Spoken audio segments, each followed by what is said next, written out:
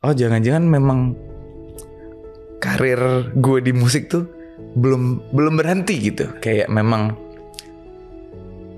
lo harus percaya kalau komennya gue selalu lihat di YouTube, di Instagram tuh pasti akan selalu dibandingin gitu kan. Karena gue tahu gitu, Nidji kan band yang besar dengan ditinggal vokalis yang energinya juga besar juga. Jadi kita mulai itu dari atas bawah semuanya diinfoin ada 12.000 orang yang hadir pada malam hari itu.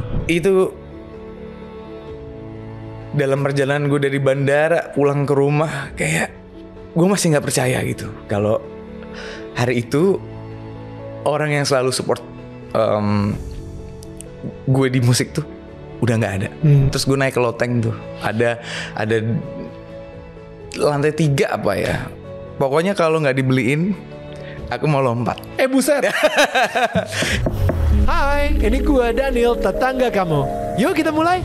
Hai tetangga yang gue sayangin dan gue cintain, kembali lagi di Daniel Tetangga Kamu. Seperti biasa, di sini adalah tempatnya kita ngobrol sama tetangga kita soal life journey dan spiritual journey mereka. Hari ini ada seorang tetangga merupakan vokalis dari super band Nidji. Langsung aja, ini dia Ubay. Nidji, what's up, Bay? Halo, aduh. Bye, thank you masih banget. deg-degan nih gue. Masih deg-degan. Dia, gue seneng banget karena gue ada ordal. Karena gini ya, Nidji ini dari pandemi sampai sekarang itu mereka kayak ngebatasin banget mau muncul di podcast mana. Cie gitu. Sedikit banget munculnya makanya. Jadi karena gue kenal Ubay sejak sebelum zaman Indonesian sebelum Nidji, karena gue lah yang memberikan Ubay Daniel's Choice. Yes, gue tahu banget dia punya potensi suatu saat nanti menjadi vokalis dari sebuah band besar. Enggak, gue gak tahu.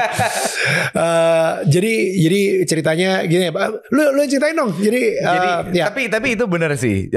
Salah satu yang bisa buat gue ada di Nidji sekarang, salah satunya ya, gila. Daniel's gitu Choice. Gak gitu juga. Enggak, tapi saat itu tahun berapa ya bro ya? 2014. Iya, oke. 2014. Itu Idol yang menang siapa? Yang menang Noella. Idol ke-7. Betul ya? Ke-8. Oke, Idol ke-8 yang menang Noella dan Noella sama Hussein ya. Iya. Nah, dan lu saat itu umur berapa tuh? 17 kalau enggak salah. 17-18 lah. 17-18an, dan itu gimana sih, kayak gue juga lupa inget apa sih lo? Kayak yang gue inget adalah gue minta lo main saxophone di tengah Jogja or something. Iya, di Malioboro. Di Malioboro. Can you like go through it aja? Maksudnya saat itu dari kacamata lo seperti apa gitu? Jadi waktu itu kan ada audisi di Twitter pada saat itu ya. Akhirnya kayak wah kayaknya ini kesempatan yang harus diambil, harus gue coba gitu. Di Twitter tuh. Di Twitter waktu itu kan kayak akhirnya upload lah audionya di SoundCloud, terus akhirnya tiba-tiba setelah berapa semingguan apa 2 minggu lah ditelepon tuh handphone kan. Yang nerima bukan gue langsung nih, temen gue lagi di rumah waktu itu. Jadi, Bay, ada telepon nih gitu kan. Wah, siapa nih? Indra Lesmana. Wah, belum. Panitianya. Anak Hermansyah gitu. Dari tim penyelenggara nelpon kayak, oke, kamu lolos nih babak audisi dari penyisihan Twitter gitu kan. Udah. Lu gak perlu ngantri berarti ya? Gak perlu dong. Kan udah Daniel Choice masa harus ngantri. Iya gitu juga. Iya. Langsung ketemu Daniel Manantanya dong. Lalu udah masuk. Berarti disitulah kita bergimmick gitu ya. Iya, akhirnya syuting di Malioboro. Terus udah habis itu dibawa ke juri. Ada Mas Dani, dan kawan-kawan lah. Iya. Saat itu siapa sih? Agnes? Bukan, waktu itu Mbak Titi, Dani, Indra Mas Anang. Oh, Anang. Iya, Mas Anang. Waktu itu juri tamunya ada Raisa. Oh, Raisa ya? Iya, Raisa, terus. Oh, wow. Udah lolos gitu. Wow. Iya, jadi kalau misalnya saat itu gue disuruh kayak Neil, gini nih, gue ngasih lo Daniel's Choice, kira-kira lo mau pilih yang mana gitu. Tapi ini ada satu anak dia bisa main saxophone gitu. Kayaknya seru banget kalau misalnya kita gimmickin nanti kesannya lo lagi jalan-jalan di Malioboro, lagi belanja, ketemu ada satu anak dia bawa koper dan isinya saxophone. Abis itu kita suruh kayak audisi di tempat kayak gitu kan. Bro, lo tau gak sih? Jadi si Daniel's Choice itu membuat hidup gue cukup sulit. Karena apa? Karena orang-orang mikir kalau misalnya itu bukan gimmick gitu. Jadi gue adalah Hansip gitu tiba-tiba nyanyi di depan gue gitu. Biar dipilih ya. Biar dipilih. Wow, suara Anda bagus sekali. Iya, saya sebenarnya Hansip itu hanya untuk memperpanjang hidup saya, tapi passion saya menjadi idola Indonesia. Gara-gara lo, gara-gara adalah beberapa kan sebelumnya itu ada Daniel's Choice juga. Nah, jadi ada mbak-mbak atau babysitter gitu yang tiba-tiba gue lagi di lift, dia mendadak nyanyi bersenandung gitu, nyanyi gitu kayak. Jadi lucu ya. Jadi lucu lagi di lift gitu. Mbak, maaf mbak, itu hanya semua di TV mbak, bukan beneran. Oke, jadi Ubay ini tapi emang secara musikalitas tinggi banget. Lu bisa main saxophone, lu bisa main alat musik lainnya juga ya. Iya. Apa aja sih? Biola gue main. Oke. Biola, terus ya dulu Piano. basic kan dilesin piano lah. Oke. Cuman gue memilih untuk biola sama saxophone aja lah. Oke. Tapi itu dari siapa men? Kayak passion untuk bermusik itu dari siapa? Dari orang tua kah? Orang tua selalu support. Tapi kalau untuk milih itu, jadi ceritanya dulu gue pernah masuk rumah sakit. Oke. Masuk rumah sakit. Ada tuh yang keliling ke bangsal-bangsal gitu tuh bawa Keyboard tunggal gitu. portable gitu. Ah, wow. Pada saat itu kayak aku pengen beli bu, pengen punya di rumah gitu kan. Cuman kan kayaknya waktu itu gue lagi demam berdarah. Terus ibu sama waktu itu ibu yang jagain. Ntar aja lah, ntar kalau udah pulang coba bilang sama bapak dulu. Oke. Terus akhirnya udah nggak jadi beli. Pas udah sampai rumah, kita nggak langsung pulang ke rumah nenek dulu. Rumah nenek kakek. Gue bilang, mana nih jadi ya hari ini buat beli apa keyboard gitu kan. Akhirnya ntar dulu, ntar lah, gampang gitu kan. Nunggu sembuh dulu. Waktu itu gue nggak mau, kayak pokoknya harus secepatnya. Terus gue naik ke loteng tuh, ada lantai 3 apa ya. Pokoknya kalau nggak dibeliin, aku mau lompat. Buset. Jadi waktu itu bokap gue langsung ke bawah, udah siap-siap gitu kan. Wow. Gue nyamperin ke atas kayak, ya nanti gampang lah. Tapi kalau gue waktu itu ngotot banget kayak, pokoknya harus dibeliin. Kalau nggak hari ini, besok harus lihat-lihat ini dulu lah, apa yang mau dibeli barangnya gitu. Ya. Akhirnya gue udah mau terjun. Tapi saat itu kayak gue juga nggak bodoh gitu. Yang penting pokoknya usaha gimana caranya lu beliin. Cuma kayak ngancem-ngancem aja gitu. Iya, ngancem-ngancem aja. Udah di pinggir udah beneran di pinggir ada gitu. pagarnya gitu, tempat jemur kan di atas kan. Wow. Jadi kayak dan itu nyokap lu kayak, Ubay jangan. Sinetron banget. Di otak gue kayak gitu. Tapi mah kalau tidak beli keyboard, aku akan lompat. Ubay tolong dengarkan kami sekali lagi. Mundur. Oke, mundur. Lebih dekat ke ibu. Cie. Bokap lu di bawah kayak ya anak gue. Wow, gila sampai sedramatis itu men. Iya, ya, tapi kan butuh ya gimmick-gimmick lu gitu anak, ya. Biar dibeliin maksudnya kan. Lu tapi anak keberapa sih? Anak pertama. Oke. Dari lupa. Ada 3 adik gue. 4 bersaudara. Kakak 1 ada bawaan dari bapak. Oke. Ya. Nah, jadi akhirnya ketika lu udah hampir lompat gitu, akhirnya didengerin dong sama bokap obviously. Didengerin. Akhirnya ya udah. Tapi kan memang bokap tuh dari muda suka main musik, dia dengerin musik banyak banget lah. Akhirnya ya udah besok janjian nih, langsung nelpon temennya yang mau jual kebetulan. Udah akhirnya besoknya kita beli keyboard waktu itu ya. PSR lah. Oke. Dan kenapa lu bisa setertarik itu? Hanya gara-gara si orang organ tunggal yang ke rumah sakit di bangsal-bangsal itu? Karena mungkin ini ya, di rumah bokap kan suka dia suka koleksi kaset-kaset pita, terus dia juga ada CD-CD yang musisi-musisi luar negeri lah sebenarnya. Jadi mungkin memang nular gitu ya, karena kan mau nggak mau jadi dengerin. Oke. Jadi ya itu ada suatu keinginan ketika ada apa namanya piano portable tadi itu kayak wah gue harus punya nih. Akhirnya lu ngeles? Akhirnya dilesin, akhirnya sama bokap dilesin. Jadi dikasih tahu kamu udah milih sesuatu, kamu harus tanggung jawab dengan pilihan kamu gitu. Wow. Gila dari gue kecil udah ya udah lo gue lesin, sempetin setiap hari Minggu les 1,5 jam lah. Oke. Iya. Umur berapa sih saat itu? Waktu itu gue kelas 3 SD. Oke. Sampai akhirnya bisa biola sama saksofon tuh gimana? Oh, biola itu dia kan suka nih ada musisi Indonesia waktu itu dikasih lihat tuh Idris Sardi. Idris Sardi. Kan? Ini kan suka lagu-lagu lama juga waktu itu. Jadi di video klipnya tuh dia main nih bagus kan nih kalau bisa main biola. Ini jarang loh di Magelang tuh kan waktu tahun itu belum banyak orang yang main instrumen itu. Jadi kamu tuh harus milih sesuatu yang suatu saat tuh di daerah itu orang tuh nyarinya kamu aja gitu. Iya. Jadi udah dikasih tahu tuh lo harus punya kalau milih sesuatu tuh harus lihat peluangnya juga. Make sense.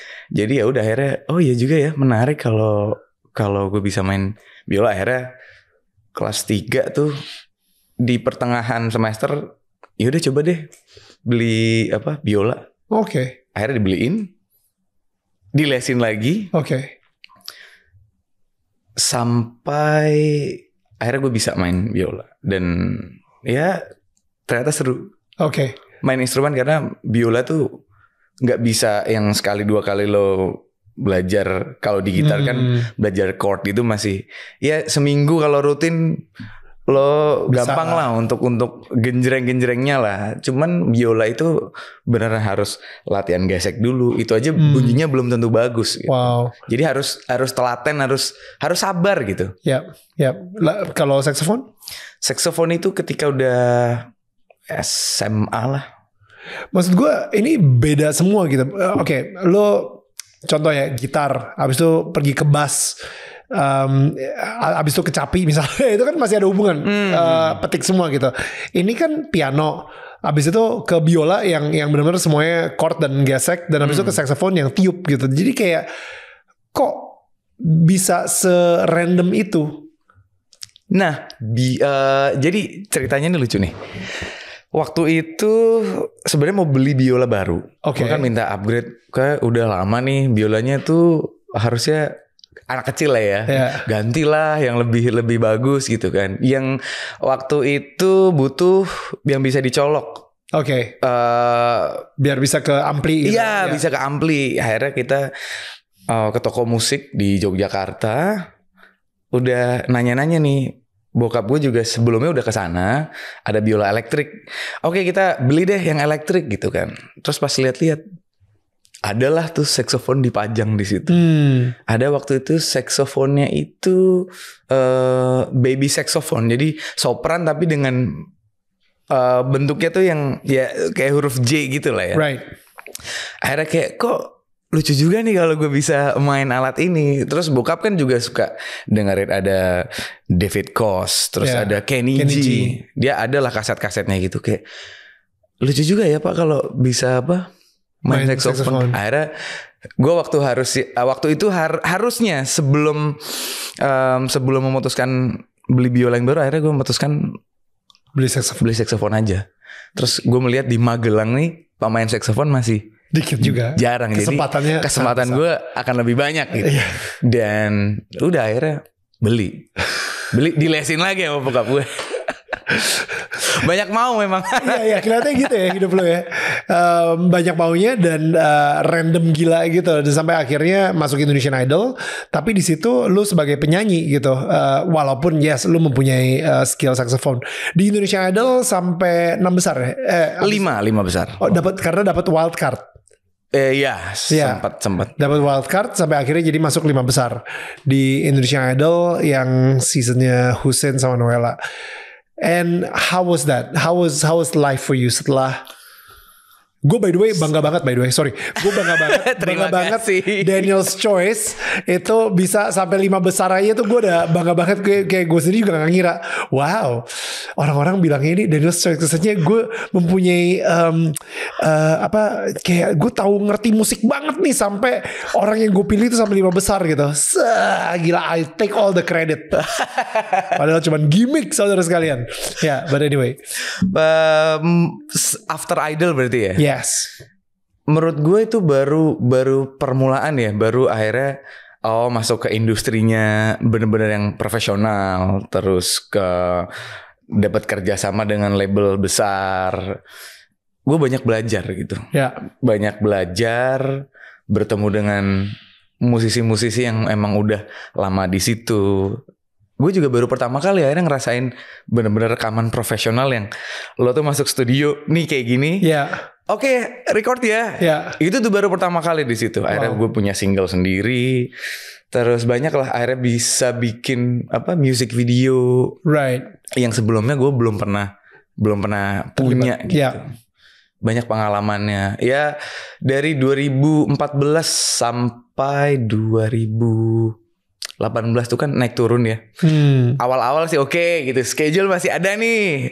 Tapi setiap tahun kan pasti ada regenerasi dari acaranya juga, dari musisi-musisi baru juga banyak bermunculan.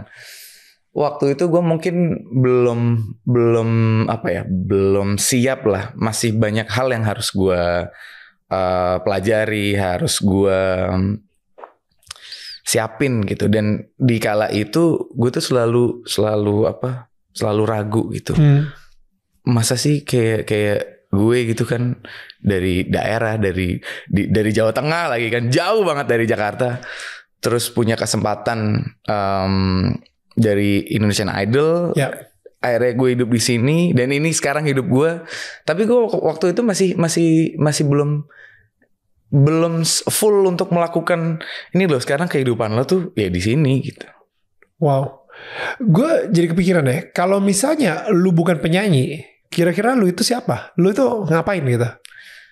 Ya, gue waktu itu penyanyi atau musisi. Anggap aja lu udah gak boleh megang piano, saxophone atau biola, dan lu gak boleh nyanyi.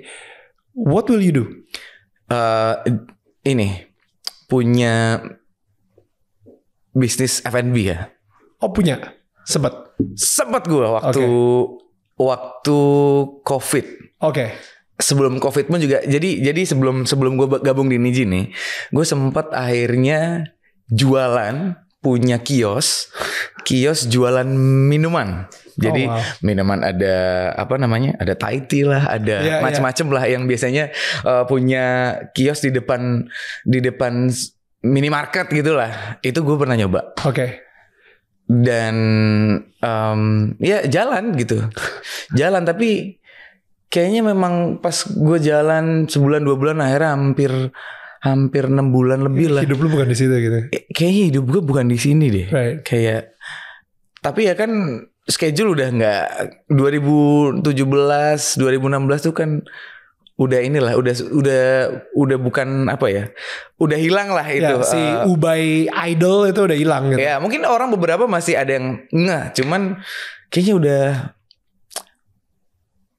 gone gitu, udah lambat laun udah menghilang. Ya walaupun kadang sekali 2 kali orang yang beli itu karena gue serve sendiri, gue bikin minuman sendiri, gue mecahin es batunya sendiri, gue belanja kebutuhan itu sendiri. Jadi kadang ada 1-2 orang ya, Masnya dulu kayaknya pernah ikutan ini ya. Serius. Tapi nggak apa-apa, itu memang ya life kan life must go on gitu kan. Gimana pun gue harus buktiin ke orang tua gue di sini gue nggak apa-apa, gue masih bisa hidup, survive lah. Ya, dengan jualan Thai tea sama jualan Thai tea ya, walaupun ada kadang acara-acara acaranya bukan gede gitu, kayak gue akhirnya diajakin temen buat nyanyi di wedding lah, buat di kadang sempat reguleran juga gitu kan. Tapi kayaknya ya udah harus jalanin aja lah. Bokap gue tuh sempat bilang, udahlah, kamu daripada di situ mending pulang aja gitu. Tapi gue kayak nggak, gue nggak mau pulang gitu. Iya, karena di Magelang nggak ada lagi yang saksofon sama biola. Mereka benar butuh lu banget untuk pulang. Di sini jobnya bakal banyak banget gitu. Sebenarnya kayak bisa balik terus ya udah gedein di sana, balik lagi kayak dulu gitu. Yeah. Cuman kayaknya ngapain, dulu kan gue pernah ngerasain ya, ngapain gue harus balik lagi gitu. Gue harus menjalankan yang lagi gue jalanin aja di sini. Karena Jakarta itu keras sobat. Iya. Tapi alhamdulillahnya ya gue nggak pernah stop untuk ya udah gimana caranya gue survive. Akhirnya datang juga waktu itu gue dapat kerjaan dari Mas Irfnat. Oh, oke. Gue dapat tapi beda nih, bukan as a nyanyi di depan gitu. Lo mau nggak backingin buat gue, lagi ada proyek buat acara TV. Waktu itu acara SEA Games apa ya? Oke. Di Indonesia. Ya. Dia kan dapat project dari band, dari penyanyi, semuanya di dia. Akhirnya udah gue backingin dari berapa banyak musisi itulah. Oke. Akhirnya dari situ kebuka lagi kayak, oh jangan-jangan memang karir gue di musik tuh belum berhenti gitu. Kayak memang lo harus percaya kalau DNA gue tuh memang di musik gitu. Akhirnya dari situ gue dapet kerjaan lagi dari dia. Dari sekali dia puas, repeat lagi. Terus dapat dari yang lain juga ada. Sempet gue directing vokal juga gitu. Jadi nggak apa-apa lah, yang penting hubungannya sama musik gitu. Memang gue suka gitu. Ya jualan Thai itu gue juga suka. Cuman kan kalau musik emang gue suka ya. Iya dong, lu kayak Tompi gitu dong. Jadi kayak dia sambil operasi orang gitu sambil nyanyi gitu kan. Lu jualan Thai juga sambil. Oh, gue kadang suka nyanyi. Gue bawa speaker, gue play gitu kan. Kadang orang yang lihat. Oh, jangan-jangan lu lagi yang gue lagi beli Thai katanya nyanyi. Gue pikir ini orang pasti lagi pengen dapet Dino's Choice lagi nih. Sama kayak Hansip sama babysitter yang no just kidding. Oke. Lalu akhirnya ketemu Niji itu kapan? I mean, gue seingat gue kayaknya saat itu lu udah benar-benar pengen nyerah banget sih. Lu udah kayak udahlah, kayaknya gue balik aja. Sampai akhirnya ada audisi Niji ini kayak one last chance gitu. Nah, pada 2018 itu di 16 Oktober gue masih ingat banget. Gue sempet ada kerjaan di Yogyakarta. Jadi kan harus balik ya dari Jakarta. Gua kerjaannya itu di tanggal 18. Waktu itu gue masih dapat lah kayak nyanyi di wedding gitu, dapat teman IO dari Yogyakarta yang ada acara undang gue. Akhirnya oke, ya udah tanggal 18. Gue nggak ngasih tahu kalau gue mau balik tanggal 17 baliknya. Beberapa hari pas 16 Oktober itu dikabarin di telepon, gue kenapa nih kok ada telepon dari rumah pagi-pagi. Di telepon waktu itu ibu nelpon kayak ngasih tahu bapak gue meninggal di 16 Oktober itu. Jadi yang gue rencanain tuh mau kasih surprise ini, gue mau balik tanggal 17. Pasti kan kalau acara di Jogja gue mampir Magelang bisa. Pasti. Tapi akhirnya ternyata Tuhan berkata lain, gue harus pulang ke rumah itu di tanggal 16. Pada saat itu tuh gue bingung kan, kayak wah dikasih kabar yang mengagetkan kan pagi-pagi. Aduh gimana ya, duit nih belum terkumpul karena kan lo baru dapat DP-nya doang kan. Kalau buat acara belum pelunasan lah. Terus kayak gimana caranya ya? Muter otak dulu. Akhirnya udah gimana caranya gue harus balik. Gue cari flight waktu itu, gue langsung packing.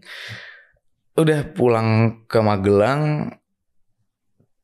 Terus langsung lanjut ke rumah. Gue waktu itu dijemput saudara karena kalau naik mobil tuh kan lumayan lama ya. Gimana caranya gue harus sampai rumah tuh cepet. Jadi gue bawa koper, bawa saksofon gue, dijemput sama saudara karena adik-adik gue udah di rumah standby kan. Itu dalam perjalanan gue dari bandara pulang ke rumah kayak gue masih nggak percaya gitu kalau hari itu orang yang selalu support gue di musik tuh udah nggak ada. Sampai rumah pun tuh masih nggak percaya karena udah banyak banget orang di situ kayak oh beneran ya berarti nih bapakku nih udah nggak ada. Terus kayak ya udah waktu sampai akhirnya gue wudu, gue kalau di Islam tuh kan ada sholat jenazah, jadi tinggal nunggu gue doang. Abis itu kita baru dikuburin. Iya baru dikuburin.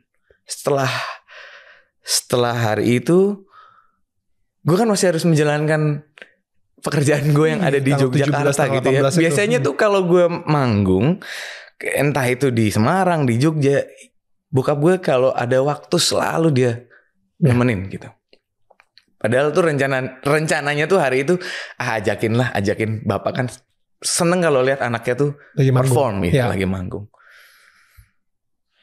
Ya akhirnya gue tetap jalanin ya walaupun masih setengah hati ya, kayak pikiran gue tuh masih di rumah, masih di keluarga, tapi gue tetap harus profesional untuk menghibur orang apalagi acara nikahan kan kita menghibur orang yang lagi happy gitu. Gimana caranya kita surfing dua pasangan yang lagi berbahagia nih, kita nggak boleh benar curhat. Iya, ya udah tetap lo harus lakukan the best of your excellence. And then selang berapa lama gue balik lagi ke Jakarta. Gue schedule tuh udah mulai berkurang. Gue sempet akhirnya mencoba sebelum balik ya. Gue sempet casting di sebuah PH lah. Tapi untuk main ini sinetron yang cuman 3 hari syuting terus balik. Akhirnya gue nyoba juga. Sama Tuhan dikasih lagi kayak ya udah lo coba di situ, jalannya dikasih.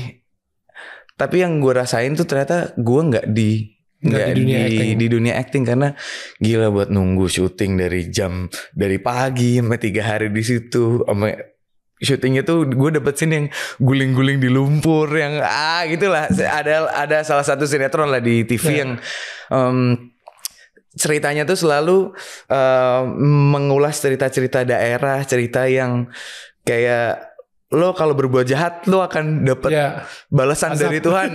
Itu dia. Gue sempat dua kali dapat judul di situ. Tapi kayaknya emang gue tuh nggak di acting gitu. Setelah itu nggak lama setelah itu tuh tiba-tiba ada informasi di Instagram waktu itu ada audisi. Ada audisi. Mari cari vokalis Nidji. Jadi gue lihat di postingan Gen FM waktu itu radio. Terus gue cek lagi nih, beneran gak ya ini lagi ada audisi gitu kan. Ya gue ngerasa ini adalah last chance gue untuk coba deh kalau memang kesempatannya sama Tuhan ini masih dibuka. Oke, gue akan lakukan. Kalau lolos gue akan lanjutin. Tapi kalau memang gak lolos, ya udah gue memutuskan untuk kayaknya gue urus keluarga gue aja yang di Magelang deh. Mumpung gue dari 2014 ke 2018 tuh udah nyoba gitu. Ya udah nyoba at least. Ya walaupun naik turun tapi ya itulah hidup kan. Akhirnya gue ikutan. Akhirnya dihubungin lagi sama, emang gue suka ikut audisi kali ya. Kayak gitu. Demen banget. Terus akhirnya masuk ke babak penyisian, kita ketemu waktu itu sama adalah beberapa personelnya, ketemu sama Rama, terus ketemu Ariel. Jadi semua apa peserta tuh dikumpulin, peserta yang udah lolos dari babak penyaringan ya. Oke. Waktu itu ada 15 atau ada 20 gitu di. Oke. 20 besarnya lah ya. Ya, 20 15 besar. Dari berapa orang? Dari ribuan yang ikutan ternyata. Ada waktu itu yang submit video tuh ada 2000-an. Jadi kita submit video di Instagram, mereka akan lihat gitu kan. Akhirnya gue salah satu yang lolos gitu. Submit video di Instagram. Iya, terus akhirnya udah masuk, ada briefing lah, nanti penyisiannya tuh ada tahap ini sama tahap ini gitu. Akhirnya gue selalu kalau balik abis briefing kayak gitu, balik ke kosan waktu itu ya. Kalau memang ini jalanku, tolong berikan, perluas lagi jalannya, bukakan lebih lebar lagi Tuhan untuk gue, kalau lo masih mau gue untuk di musik gitu. Right. Akhirnya setelah dari bulan Desember, gue ingat banget Desember 2018, terus ke Januari, prosesnya tuh kan ada kita harus manggung di depan, di waktu itu di mall di Serpong, di Sumarekon lah. Yeah. Terus dijuriin juga nih ada Bu Acin waktu itu. Ada Bu Acin, ada Adri, ada Rama, ada yang lain juga. Dari yang perform di situ akhirnya gue lolos lagi, set akhirnya kita final di Bandung. Nggak tahu kenapa finalnya tuh mereka bikinnya di Bandung acaranya. Terus akhirnya kita berangkat ke sana semua dengan peserta yang tinggal waktu itu tinggal 8 apa ya. Ya udah gue harus bersaing di 8 orang ini. Dan akhirnya jadi pemenangnya. Gitu. Gue masih nggak nyangka aja sebenarnya, kayak gila nih, ternyata perjalanan musik gue tuh belum berhenti sampai 2018 gitu. 2019 sama Tuhan masih tetap dibukain. Berarti kan gue harus berusaha lebih giat lagi, berusaha lebih banyak belajar lagi, berusaha gimana caranya nggak menyia-nyiakan kesempatan nih. Gue ngerasanya waktu itu ini kesempatan terakhir nih, kalau gue nggak ambil ya udah gue harus balik gitu kan. Ternyata udah dikasih kesempatannya, ya gue harus tanggung jawab nih karena ini udah dikasih nih. Ya. How's your life then? Kayak jadi vokalisnya Niji. Wah itu sebenarnya lo akan selalu dibandingin. Itu udah nggak bisa apa ya? Nggak bisa dihindari. Dari 2019 gue masuk, terus akhirnya ada satu single kan itu. Satu singlenya pun itu langsung judulnya apa saat itu? Segitiga Cinta. Segitiga Cinta itu jadi OST filmnya dari Ika Natasha. Film dari novelnya dia Antologi Rasa. Antologi Rasa. Jadi itu pertama kalinya gue ngeband. Terus gue juga selama ini kan beda ya cara nyanyi di band sama cara nyanyi ketika gue sendiri. Gue harus ya namanya proses lah. Dari 2019 komennya gue selalu lihat di YouTube, di Instagram tuh pasti akan selalu dibandingin gitu kan. Karena gue tahu gitu, Niji kan band yang besar dengan ditinggal vokalis yang energinya juga besar juga. Jadi lo kalau menggantikan itu kayaknya akan di compare tuh udah pasti gitu. Itu 2 tahun lah gue ngerasa kok gila ya, berat banget gitu. Kayak apakah Tuhan ini memang sengaja nih menguji gue selama 2 tahun itu. Selama awal-awal gue di Niji selalu kayak orang tuh mungkin dikit lah yang komen positif gitu. Rata-rata of course komennya tuh negatif. Yang positif apa? Kalau misalnya ada yang positif apa? Suaranya lebih bagus dari Giring. Suaranya mirip-mirip gitu. Itu yang paling positif. Yang paling positifnya kayak gitu, suaranya mirip-mirip nih, kalau misalnya gue merem kayak bisa deh. Itu yang paling positif. Ya kadang kayak yang sekarang Niji rambutnya lurus ya gitu. Tapi belum yang switch kayak langsung, gila sekarang juga udah oke. Tapi itu namanya proses ya. Gue pun juga nggak menganggap ketika gue masuk Niji terus, wah gue dengan pengalaman gue yang udah ada tuh ternyata memang belum cukup. Kayak gue harus ngerasain feel ngebandnya, terus prosesnya pengenalan gue terhadap masing-masing personil itu ya takes time gitu loh. Nggak bisa lu dalam satu malam langsung bagus gitu kan. Ya. Lebih efektif ganti nama band aja gak sih sekalian? Maksudnya Ubay sekarang dengan adanya Ubay gitu ya, maksudnya namanya bukan Niji lagi gitu, kayak benar-benar a whole new band aja.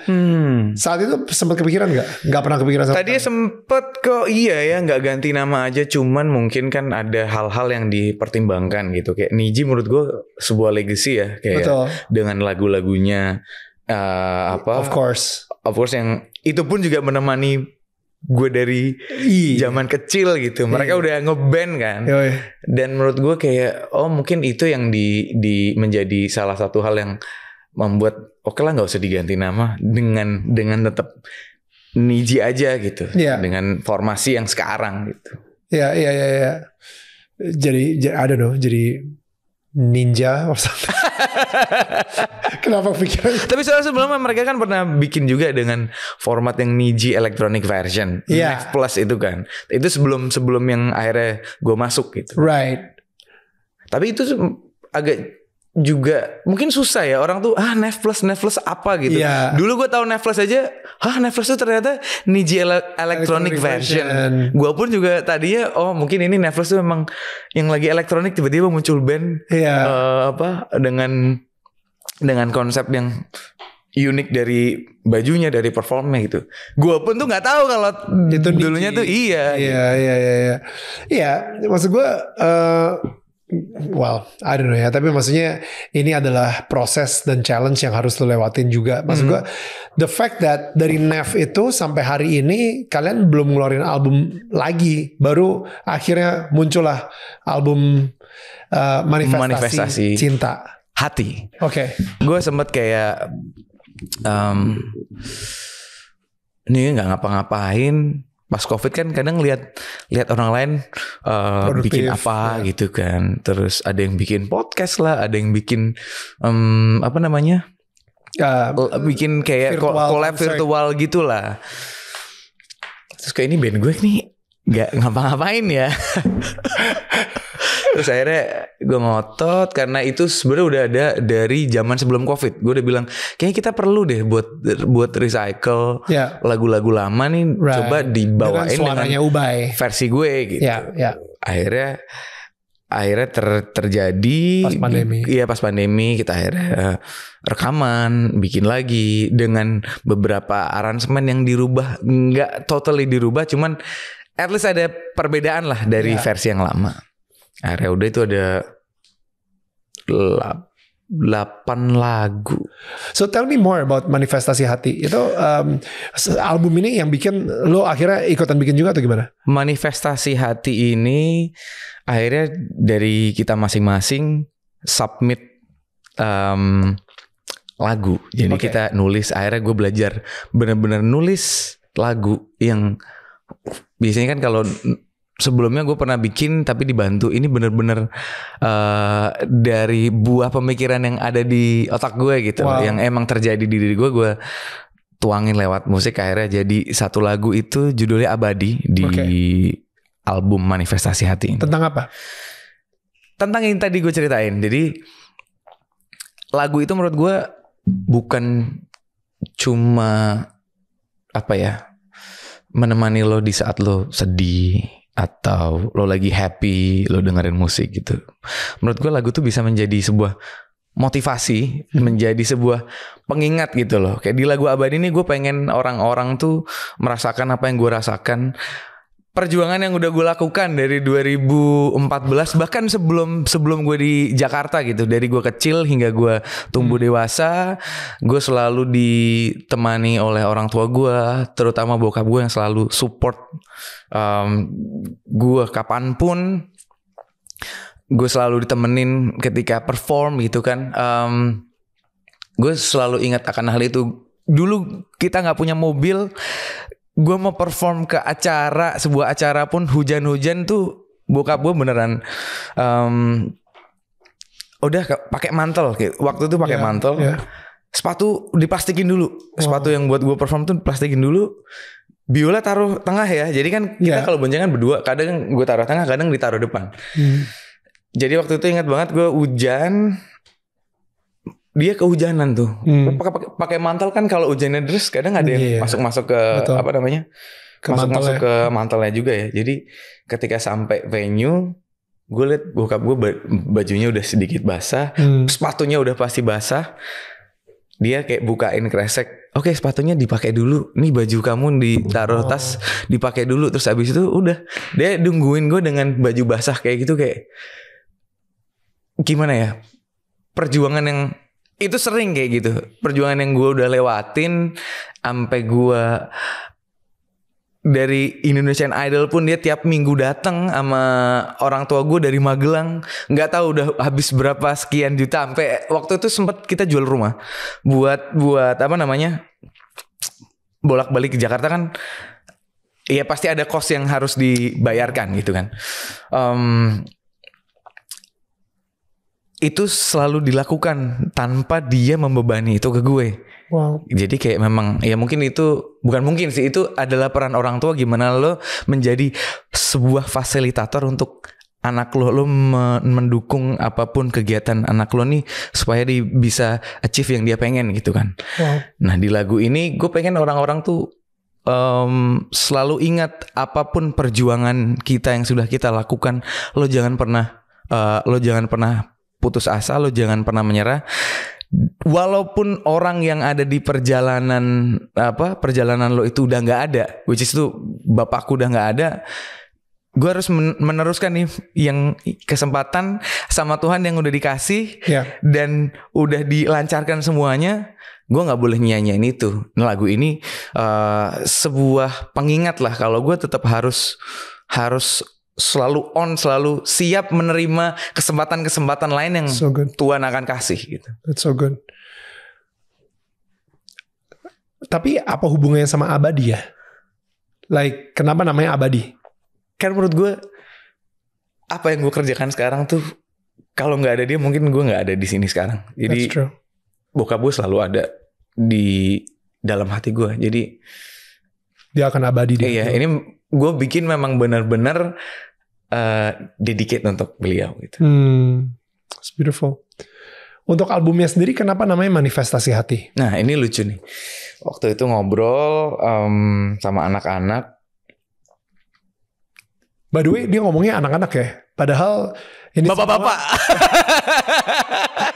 Yang paling anak-anak tuh dia sebenarnya. Guys. Jauh kayak kita jarak 15 tahun kali. 15 tahun. 15 ya tahun. Kan? Jadi dia ngomongnya, iya gue lagi ngobrol sama anak-anak band gue. Enggak, lu yang anak-anak. Gitu. Om-om gue. Semua om-om band lo ini. Ini om-om band gitu. Niji itu 15 tahun lebih gede daripada lo gitu. Oke. Manifestasi hati.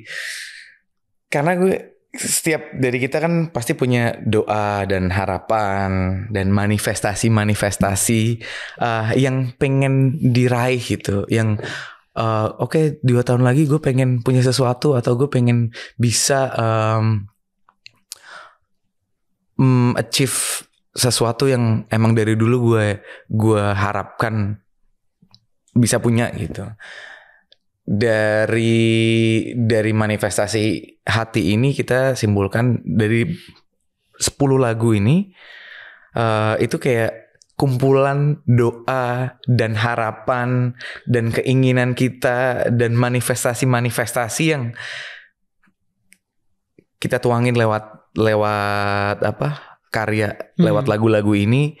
Semoga bisa album ini tuh bisa membukakan lagi kesempatan yang besar untuk kayak kita seperti terlahir kembali gitu loh. Terlahir kembali dengan new chapter of Niji, dengan apapun yang sudah kita persiapkan nih. Kita gak tahu ke depannya akan jadi apa, tapi ya Allah kayak kalau kita udah siapin sesuatunya dan kita udah siap, kita udah banyak melakukan hal yang memang ada ada targetnya ke depannya tuh, Tuhan pasti akan kasih jalan gitu. Udah ada goalnya. Iya, udah ada goalnya. Gue harus ngejar sesuatu nih. Pasti Tuhan tuh nggak diem gitu loh. Walaupun nggak langsung dikasih. Oke, lo keluarin album langsung banyak yang dengerin, langsung ini, langsung itu, langsung dapat semuanya. Nggak kayak gitu kan. Jadi ya kita kayak menebar benih sebanyak-banyaknya lah dari album ini. Semoga bisa menjadi sebuah magnet yang akhirnya energi-energi besar yang lain ini bisa balik lagi ke kita gitu. Ya. Si Manifestasi Hati ini setelah 7 tahun berarti ya. Terakhir kalian keluarin album kapan ya? Sama gue belum pernah ada album. Oke. Terakhir mereka itu pas gue lihat 2017 apa 2016. Damn, mereka rilisnya pun itu di fisiknya rilis di Malaysia waktu itu. Akhirnya gue ngulik-ngulik kan kayak mereka nih rilis album terakhir kapan gitu. Love, Fake and Friendship gitu. Akhirnya setelah sama gue 6 tahun, bayangin loh, gue masuk di Niji, lo bisa kayaknya kan harusnya langsung ada album baru gitu kan. Dengan nih sekarang dengan Journey yang baru nih, dengan Ubay nih harusnya setahun 2 tahun tuh udah punya album. Tapi kita nggak ada album sama sekali. Tapi baik, hubungan lu sendiri sama anak-anak Niji ini gimana men? Maksudnya kayak band Niji ini pun juga mungkin bukan dari netizen yang meng-compare lu sama Giring gitu. Dari Niji sendiri juga bakal meng-compare lu sama Giring juga kali. Tapi mereka gak pernah. Dari zaman gue masuk sampai sekarang tuh nggak pernah nuntut apa-apa dari gue, nggak pernah lo kalau perform harus kayak gini, lo kalau manggung harus harus punya sesuatu yang ini lo banget. Karismanya kayak Giring nggak ada, nggak ada arahan. Tapi kan kalau nggak ada arahan, nggak tahu disuruh ngapain gitu, gue kadang juga jadi bingung gitu.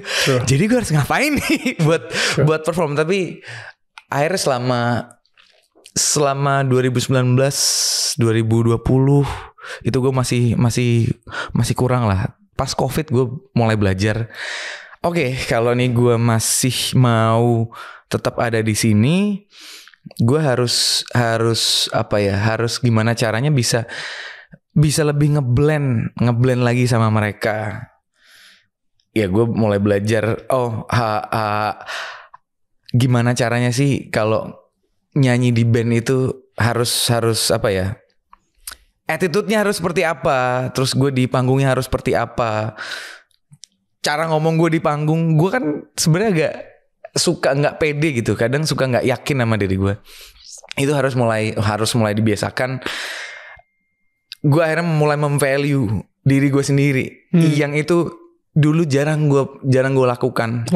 Maksudnya kayak Tuhan nih udah kasih kesempatan di sini, gue harus menjaganya gitu loh. Jangan sampai nih kesempatan lari lagi gitu.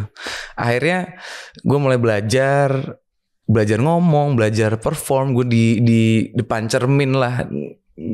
Gimana caranya memvisualisasikan tuh kalau di situ banyak orang, terus banyak orang yang nontonin kita gitu. Jadi gimana caranya, apa yang mau gue sampaikan, energi yang mau gue deliver tuh terdeliver dengan baik gitu.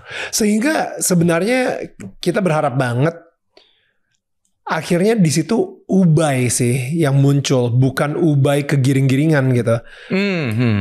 Atau Ubay digiring-giring. Kayak I think it's gue sendiri juga gue berharap banyak sih sebenarnya sama si Manifestasi Hati ini gitu, karena gue berharap banget ya bukan cuman Ubay menggantikan Giring, tapi lebih ke udah ini the new chapter dari Niji gitu. Exactly. New chapter dari Niji. It's udah completely different version dari Niji aja kayak gitu. Iya, jadi momen kapan ketika lu bilang, guys, ini kalau misalnya kayak gini terus, gue mau cabut aja deh dari Niji? Gue nggak obviously bilang ke mereka, cuman gue ngerasa kok ini susah banget ya untuk kita ini pas COVID kan ya paham sih gue kayak mereka punya keluarga, mereka harus fokus dulu lah sama kehidupan rumah tangganya, ke Iya. anak-anaknya. Tapi kan ini lo tuh punya ada keluarga lain lo nih, ada Niji nih. Ini kan juga sebagai rumah buat kita semua. Ini harus ibaratnya kayak kapal udah mau pecah tuh harus dibenerin gitu loh. Kalau enggak nih lama-lama akan tenggelam kan. Ya. Jadi kayak kalau kita nggak ngapa-ngapain, terus waktu itu juga apa ya, mungkin jadi kurang banyak kesempatan yang kita bisa ketemu. Terus sebelumnya tuh gue ngerasain kita tuh ketemu cuman manggung, latihan aja tuh jarang. Right. Latihan tuh jarang. Gue ngerasain banget dari 2019 sampai 2020, Wow. 21 pas COVID gitu kan, kayak gila ya gimana caranya gue bisa di panggungnya klop gitu loh. Dan lu berintegrasi sama band. Iya, berintegrasi gitu kan. Sempat kepikiran kayak apa gue mundur ya. Tapi akhirnya gue coba komunikasi satu-satu. Jadi di COVID itu gue akhirnya gue mencoba mendekatkan diri ke Ariel lah, ke Adri lah, ke Rama, ke Randi. Jadi satu persatu akhirnya ajak ngobrol. Apa sih yang lo rasain, lo pengen nih dari Niji. Gue nggak mau cuman menjadi band yang ketika udah ganti vokalis, cuman kejar panggungan doang, that's it. Kayak band ngeband tuh nggak cuman manggung-manggung doang nih. Apa yang kayak lo punya sebuah company gitu loh, lo harus target nih tahun ini kita mau ngadain apa, tahun depan harus achieve apa, tahun depannya lagi mungkin 5 tahun ke depan lagi perusahaan lo nih akan jadi sebesar apa gitu. Itu gak gue dapetin dari 2018 sampai 2020. Tapi it's quite depressing karena mereka udah tahu, mereka sempet kayak misalnya target-target itu ya. Misalnya contoh, mereka sebulannya udah dapet 1M misalnya kayak gitu. Tapi dengan si Giringnya cabut, itu kan kayak harus mulai dari awal lagi. Ngerti gak sih? Jadi kayak wah kita harus balik lagi jadi 10 juta, bukan 1M, bukan 100 juta bahkan 10 juta gitu, mulai dari kecil lagi gitu. That's very depressing. Sehingga ya udahlah, kalau misalnya ada job bagus, kalau misalnya nggak ada nggak apa-apa, toh gue udah nikmatin kok si 1M sebelumnya. Gue personally ya ngelihat kayak gini, if I'm in their shoes, itu mungkin cara pemikiran gue kali. Makanya nih, ini hebat banget the fact that ada Ubay di sini yang memantikkan lagi api passion mereka untuk buat album Manifestasi Hati. Itu menurut gue keren banget sih, Bay. Gue jadi lu, Bay, itu mungkin gak mudah ketika setiap kali lu muncul, lu pasti dibanding-bandingin terus. Setiap kali lu bikin video klip, musiknya udah berubah semuanya, tetap aja komentar-komentarnya lagi-lagi giring. Dan bukan cuma itu ya, teman-teman band lu sendiri juga udah kayak hidup segan mati tak mau gitu. Ya iya, mungkin kayak ya udah jalanin aja gitu. Yang penting kan ya nama brand kita masih ada, tapi kita ya mungkin kita nggak bisa sebesar dulu lagi. Ya udahlah, terima aja kenyataannya kayak gitu. Jadi nggak ada rasa apa ya, harus keluar dari comfort zone yang gue harus bisa lebih besar daripada si 1M per bulan ini dengan vokalis baru gue. Nggak ada, itu kayak nggak ada gitu, nggak ada di kamusnya mereka. Mereka mikirnya kayak ya udahlah, kalau misalnya emang udah kayak gini berat banget. Mungkin ada, cuman kayak nggak ada effort. Ayo kita kita buktiin deh gitu. Walaupun kita mulai dari kecil dulu, tapi dari kecil nanti akan gede gitu. Tapi kayaknya udah, aduh, masa gue I have to go through that again gitu kan. Gue kadang gemes karena menurut gue kesempatan tuh harus kita bikin. Kesempatan, maksudnya kayak lo mau mendapatkan sesuatu lah. So good. Lo harus make it happen. Kayak gue waktu ikut Idol lah, gue gimana caranya gue bisa dapat tiket pesawat gratis, gue jalan ke Jakarta, gue harus ikut Daniel's Choice gitu. Gue harus daftar situ, gue harus ambil, coba gue buktiin apa gue bisa nih. Nyatanya gue terbukti bisa sampai top 5 lagi. Itu bisa terjadi.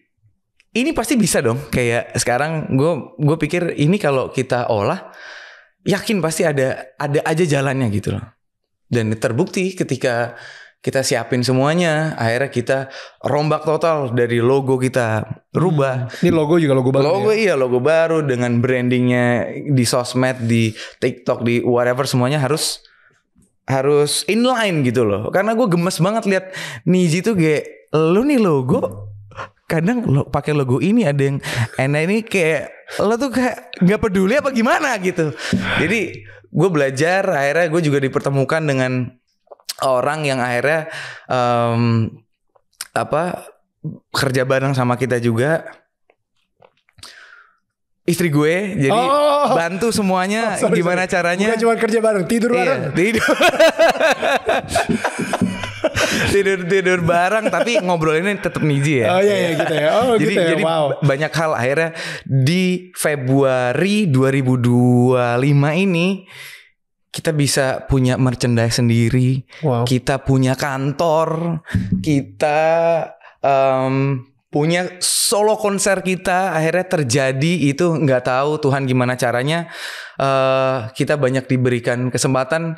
Waktu itu ke Malaysia. Jadi pas gue masuk nih, COVID kelar, tiba-tiba ada aja tuh panggilan ke manggung buat di Malaysia tuh ada aja, dan ternyata di sana menyambut dengan baik juga gitu loh. Wow. Walaupun sudah dengan new chapter of Niji ini gitu.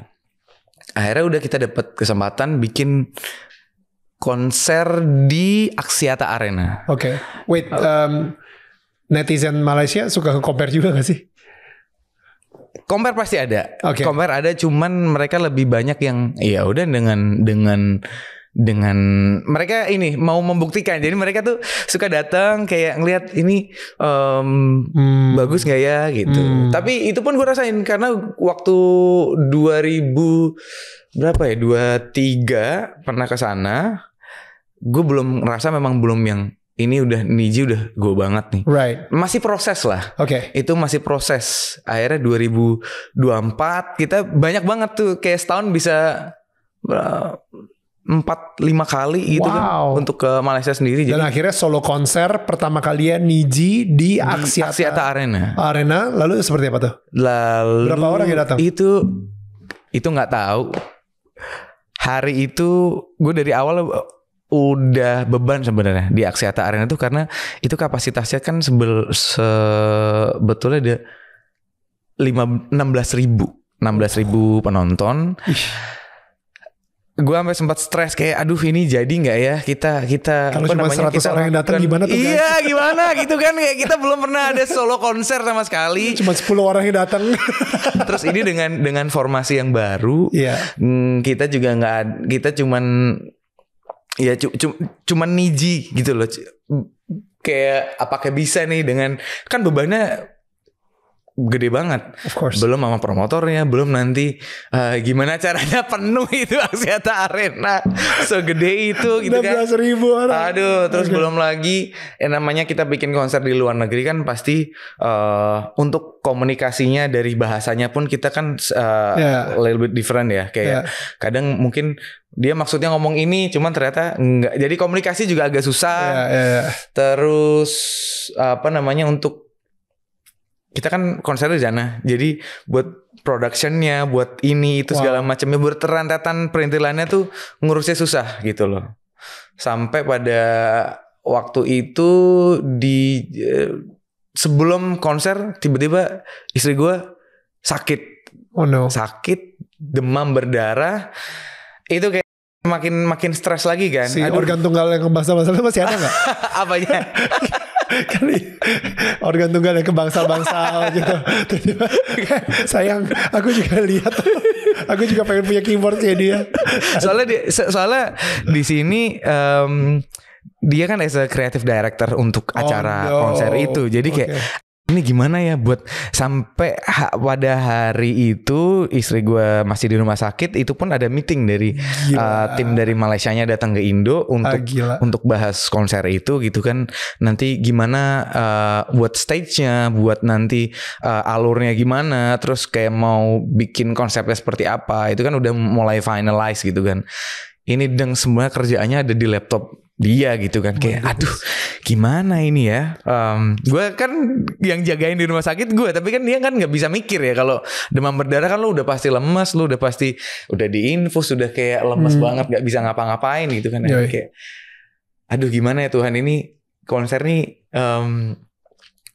bakalan bisa apa jalan gak ya, karena prosesnya kayak banyak yang kita persiapkan, terus ditambah lagi sekarang pada waktu itu istri gue sakit, gimana nih akankah bisa gitu kan. Tapi setelah dia 7 harian lah, 7 harian di rumah sakit, dia langsung kayak aduh aku harus buka apa namanya laptop ini, kalau enggak nih kita banyak yang apa namanya takut banyak miss kan. Akhirnya udah dilancarkan ya, walaupun dengan masih kondisi lemes itu ya. Gokil. Akhirnya kita sepakatin jadi, walaupun di tengah jalan tuh gue sempet mikir apa bilang gimana ya caranya kalau emang nggak jadi buat ngomong ke promotornya gitu kan. Itu kan udah lo pasti udah booking venue, udah banyak lah hal yang sudah dilakukan, mungkin udah 50% udah jalan gitu, terus lo akan stop di situ aja. Karena gue beban kayak ini bakalan full nggak ya, bakalan apa namanya sold out apa enggak gitu kan. Tapi ternyata di tanggal 2 Februari 2025 itu entah nggak tahu, mungkin campur tangan Tuhan ya, kita nggak pernah tahu. Itu kita udah mencoba ya udah yang datang berapapun kita harus enjoy, karena ini solo konser pertama kalinya untuk Niji. Pas kita mau ke venue, gila yang ngantri mau ke venue untuk apa penukaran tiket dan bla bla bla. Itu parkiran tuh penuh semuanya. Wow. Terus pas kita sampai venue, nanya udah laku, maksudnya kira-kira nanti malam gimana ya? Berapa orang yang bakal datang? Gue waktu itu udah stop nggak nanya-nanya, terus pas udah di venue dia kasih tahu ke ini nanti insya Allah inilah apa namanya rame lah. Pokoknya nggak usah mikir itu, lo enjoy aja, lo sound check dengan pokoknya lo harus nikmati aja hari ini gitu. Pas malam kita mulai, itu dari atas bawah semuanya diinfoin ada 12.000 orang yang hadir pada malam hari itu.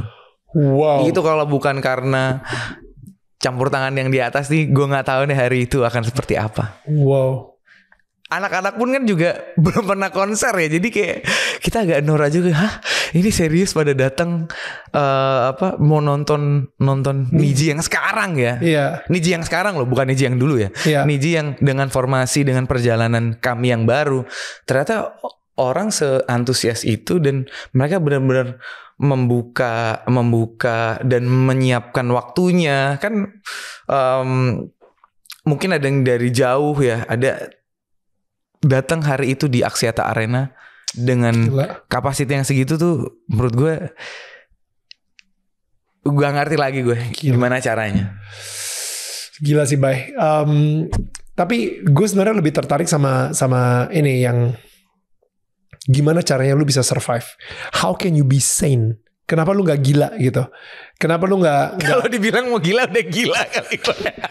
Kenapa lu gak gila? The fact that lu dibanding-bandingin terus, lo kayaknya apapun yang lu lakuin, even your best performance selalu dibilang salah, selalu dibilang jelek, selalu dibilang kayak. Dan lu gak, pertama lu gak quit.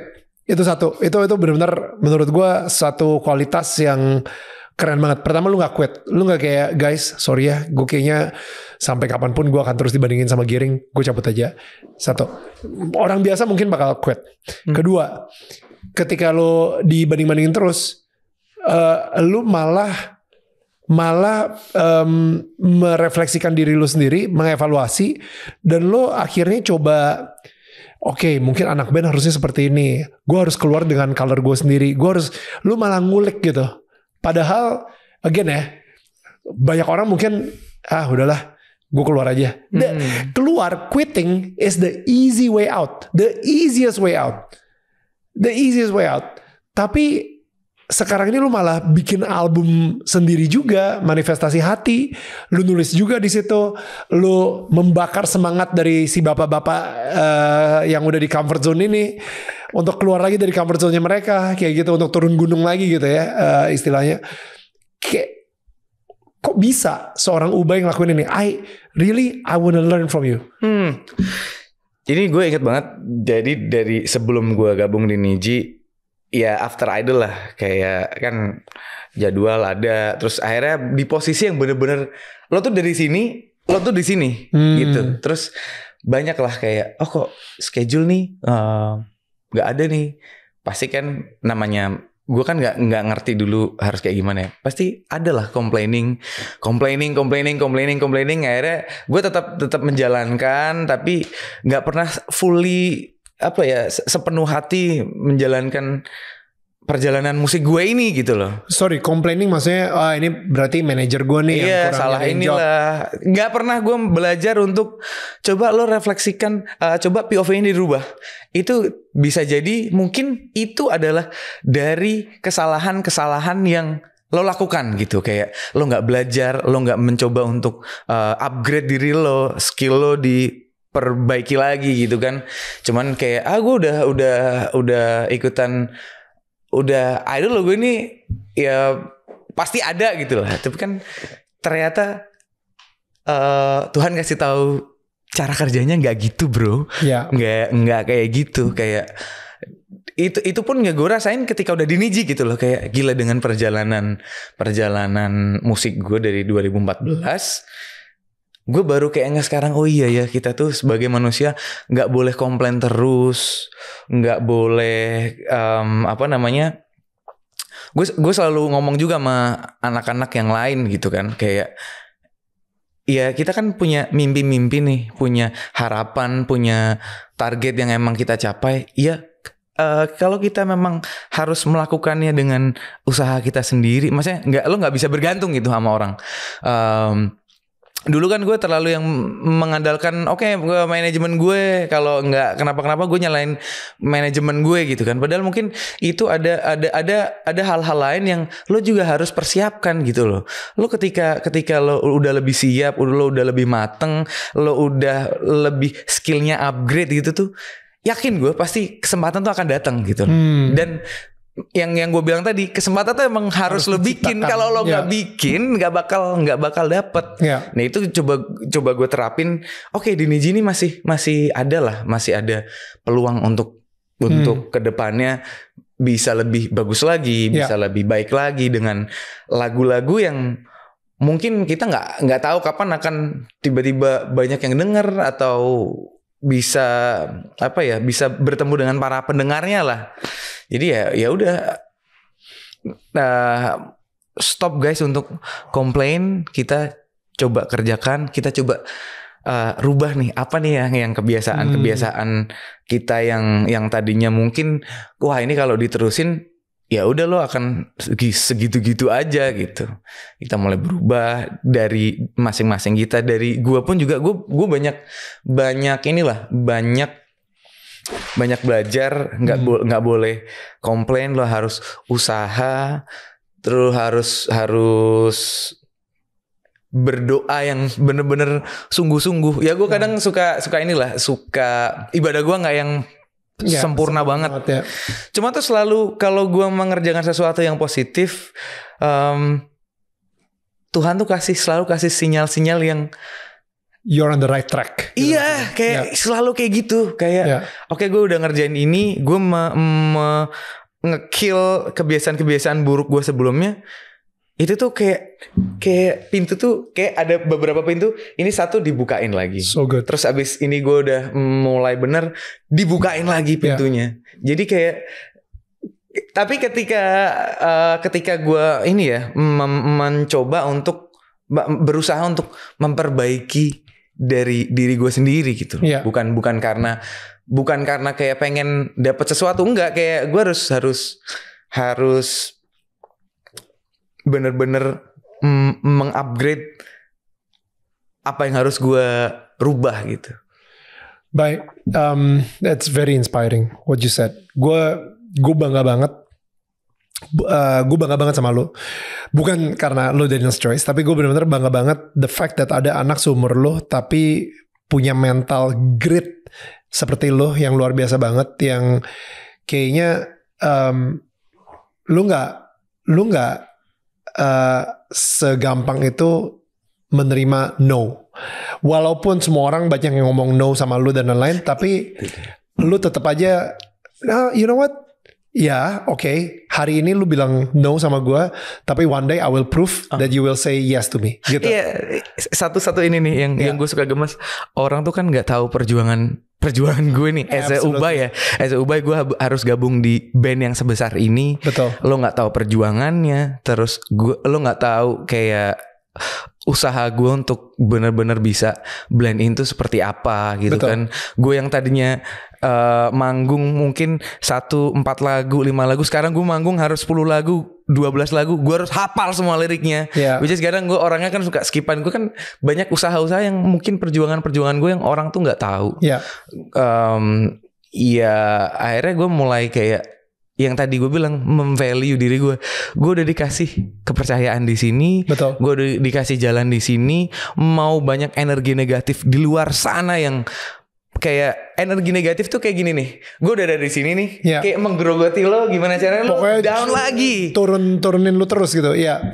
Sempet kayak termakan oleh hal itu gitu. Manusiawi. Iya manusia kan, manusiawi banget kan. Cuman nggak tahu kenapa tuh selalu ada vibrasi yang di diri gue kayak, lo jangan kayak gitu. Lo tetap harus lakukan yang lo banget gitu. Lo harus jujur sama diri lo. Kalau bukan lo, jangan lo lakukan. Gue selalu berusaha, akhirnya ya udah gue berusaha yang terbaik. Kan manusia kan beda-beda ya. Gue selalu percayakan hal itu. Kayak lo punya keistimewaan lo sendiri. Jadi ya gue percaya apapun yang gue lakukan asal itu positif, nanti suatu saat pasti akan ada hasilnya gitu loh. Jadi ya udah, gue nggak peduli tuh orang mau bandingin lah, mau yang sampai sekarang mungkin masih ada. Bukannya mungkin, pasti akan selalu ada. Pasti masih ada. Of course, I mean, lu juga harus realize dan lu sendiri juga pasti udah realize itu.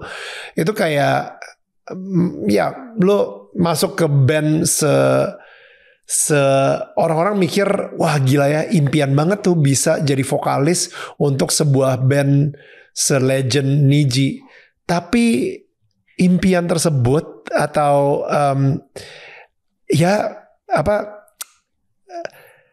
kenyataannya banyak banget pengorbanan dan banyak banget challenge ketika lu masuk ke sebuah band yang selegendaris itu juga gitu. Tapi yang gue suka dari lu barusan, you just don't take no for an answer. Dan malah yang gue lebih suka lagi adalah, yuk kita kerjain apa yang ada di depan kita dengan apa yang kita punya. Right? Oke, gue sekarang ini punya om-om di sekitar gue yang terlalu comfort zone. Gimana caranya supaya ya gue juga bisa blendin sama mereka. Lo ajak mereka sesuatu untuk ngopi, lo ajak sesuatu untuk ngobrol, lo ajak mereka latihan, lo bakar lagi semangat mereka untuk bikin album baru. Lo tunjukin kalau misalnya di Malaysia itu ada 12.000 orang yang tetap mengapresiasi. Lo kasih mereka nafas baru. Bye. Dan that's what I'm proud of. Kayak, dan lebih menariknya lagi ya, mungkin lu belum menang sama seperti ketika ada Giring di Niji saat itu. Lu belum menang, tapi lu mensyukuri kemenangan-kemenangan kecil yang sejauh ini membawa lu ke tahap ini sekarang gitu. The fact that lu ada manifestasi hati itu sebuah kemenangan besar menurut gue gitu. Besar banget. Dari tahun berapa, udah 8 tahun gitu mereka ngeluarin album, tapi akhirnya mereka ngeluarin album juga. Jadi maksud gue it's I salute you, I compliment you for doing that. Keren banget. Bye. Well done. Itu sih kayak gue selalu berpikir lo harus cherish every moment. Kayak apapun yang kesempatan nih banyak nih yang akhirnya oke, checklist kayak gila ya kalau kita nggak melakukan itu, kalau kita nggak mengambil keputusan-keputusan di waktu-waktu sebelumnya itu, nggak akan kejadian kayak gini. Ya. Kalau kita nggak ambil, kalau kita nggak melakukan itu, nggak akan terjadi. Kayak kita dapat kesempatan gede. Ya, let's say contoh konser Niji tadi. Itu kalau kita nggak berusaha nggak mungkin. Absolutely. Dan lu nggak, misalnya kayak bro, ngapain di Malaysia? Kita kan pengennya gede di Indonesia. Udahlah, Malaysia nanti aja. Misalnya nge-skip itu ya. Udah. Yang penting ada kesempatan di depan mata. Gimana caranya kita mengelola itu? Kita merawat yang udah dikasih sama Tuhan. So good. Yes. Ngerti gak? Kayak lo kalau nggak maintain, nggak rawat itu, lo ingat lo masih punya banyak mimpi. Ini mungkin adalah yang tadi gue bilang, salah satu pintu yang ketika ini checklist nanti kebuka, akan ada kesempatan baru yang lain gitu. Baik, beneran gue suka banget kata-kata lu barusan, mengelola dan merawat gitu. Karena jadi Ubay gitu ya, lu bisa aja fokus dan salah fokus. Fokusnya hanya di kapan ya gue bisa jadi sekeren Giring, kapan ya gue bisa diterima sama semua orang, kapan ya gue gini. Enggak, tapi lu fokusnya no, sekarang inilah kondisinya, ini situasinya, gue punya ini apa yang ada di depan mata gue sekarang, dan bagaimana gue bisa merawat itu sebaik-baiknya. Bukan terfokus sama mau ngalahin ini, enggak ke situ. Enggak ke situ gitu. Jadi fokusnya apa yang gue punya sekarang, and how can I steward this, atau ngerawat ini sebaik mungkin, karena tetap aja ini adalah sebuah hadiah dari Tuhan yang dipercayakan oleh gue.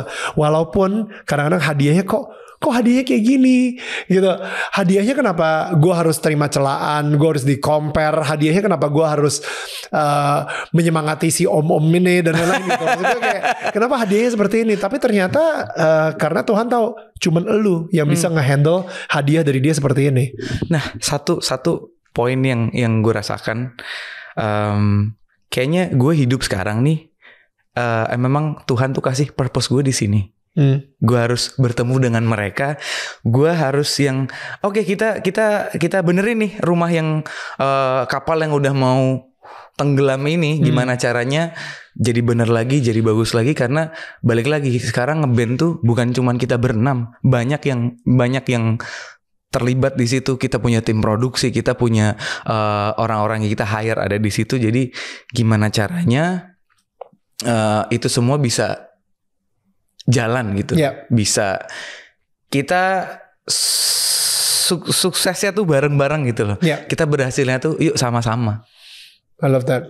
Dan I think emang orang mikir kalau misalnya dapat band sebesar Niji itu adalah hadiah, tapi ingat bebannya juga besar gitu. Dan tanggung jawabnya juga besar. Ya, kita harus sadar akan peran kita masing-masing. Mungkin memang Tuhan datangin gue untuk bertemu mereka itu ya untuk tadi gue menyemangati om-om ini. Ayo kita jalan lagi, kita bikin tim yang lebih bagus. Ya mungkin itu salah satu purpose yang dia kasih ke gue gitu. Jadi ya udah, gue menjalankan. Gue adalah Ubay yang menjalankan peran. Sekarang menjadi sebuah vokalis band yang gue melanjutkan perjalanan mereka, yang nggak tahu Tuhan akan kasih apa lagi ke depannya. Tapi gue harus terus semangat untuk untuk selalu berusaha, harus selalu gigih gitu loh. Nggak boleh ini, nggak boleh gampang puas, nggak boleh. Harus bisa ngejar apa yang emang pengen kita kejar gitu. Definitely. Bye, thank you banget. Lo jadi Daniel's Choice di hati gue. Selalu. Terima kasih. Bukan cuma di Idol, tapi di hati gue. Really, karakter lo untuk gak nyerah. Dan again, I don't think hari ini, I don't think lo kesini untuk ngebuktiin sesuatu. Tapi gue bener-bener ngeliat kayak kita ngobrol, dan gue belajar banyak dari seorang Ubay. Karena kan gue pernah lah, gue interview siapa dulu kayaknya AC/DC ya kalau nggak salah ya. Dia juga ganti vokalis or something. Dan itu ngambil dari talent show juga. Gue pas interview dia, itu si vokalisnya itu berusaha banget untuk ngasih lihat I deserve to be here, I deserve to be the new vocalist of this mega band. I deserve. Tapi akhirnya jadi lebay gitu. Jadi kayak pembuktian banget gitu. Tapi mungkin itu juga baru fresh juga ya. Dia baru awal banget. Tapi I think in this case, lu kayak udah ngelewatin si tahap tersebut dan lu benar-benar udahlah, gue udah gak peduli soal pembuktian. Yuk kita cuma berkarya aja yuk. Kita berkarya aja. Yeah. Nanti biar orang yang nentuin lah kayak gitu. Yang penting kita berkarya terus aja. Karena apa? Karena kita ini memang musisi yang berkarya dan kita seneng berkarya. Udah kita berkarya aja gitu. And kalau orang nanti pengen ngomong masih ini silakan, semua orang itu punya pendapatnya masing-masing dan mereka berhak untuk berpendapat gitu. Tapi gue sendiri juga berhak untuk berkarya gitu. So thank you. Tapi ya itu yang tadi gue bilang, Tuhan tuh udah kasih jalan. Gue mungkin di Niji ini salah satu perjalanan di hidup gue yang harus gue lalui adalah ketemu lo dulu gitu kan. Waktu Daniel Choice itu mungkin ketika kayak Tuhan tuh kasih ada benang merahnya gitu. Lo ketika mau ke sini lo harus lewat sini dulu. Jadi harus ikut idol dulu, Daniel Choice dulu. Lo harus menjalankan gue tadi jualan Tahiti itu dulu. Terus gue akhirnya bertemu lagi. DNA gue gak hilang nih. Musik ternyata emang peran gue tuh, lo memang tetap harus ada di musik sama Tuhan kasih lihat tuh lo nggak bisa pindah dari sini gitu. Mau belok-belok pun akhirnya ujung-ujungnya musik lagi. Exactly. Dan perhatiin deh, setiap kali ketemu Daniel, it's a new chapter in his life. Sedap. Udah, gila.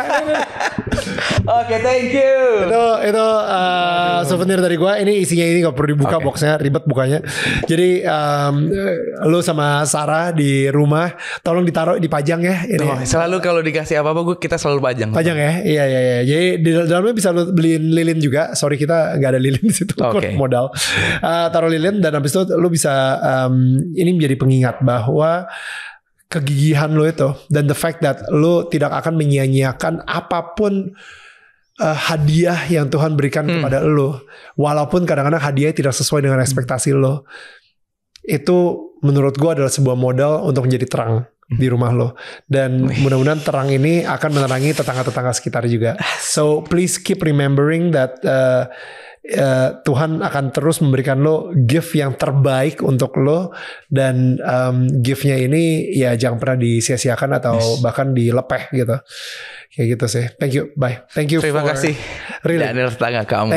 Thank you for coming. Luar biasa, gila. Thank you banget. I really enjoy this conversation. Gue belajar banyak banget dari Ubay, dan gue berharap kalian juga belajar dari Ubay juga. And jangan lupa Manifestasi Hati, check it out di Spotify, di apa sih namanya, iTunes ya. Ya, dimanapun lah ya. Semua platform musik yang kalian punya, and di YouTube juga musik videonya udah ada ya. Sudah beberapa. And of course kita akan ketemu lagi minggu depan dengan tetangga yang tidak kalah hebatnya dan tidak kalah spesialnya. Tetangga saling menyangga, bukan menyanggah. Bye guys.